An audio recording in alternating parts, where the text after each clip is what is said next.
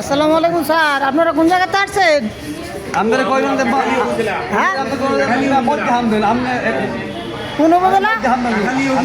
কাটালি, কাটালিয়া, সে ঝালকাঠি না? হ্যাঁ, একটু বরিশালের ভাষা কথা বলেন।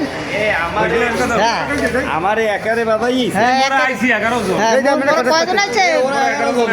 11 জন আছেন না? হ্যাঁ, ধন্যবাদ।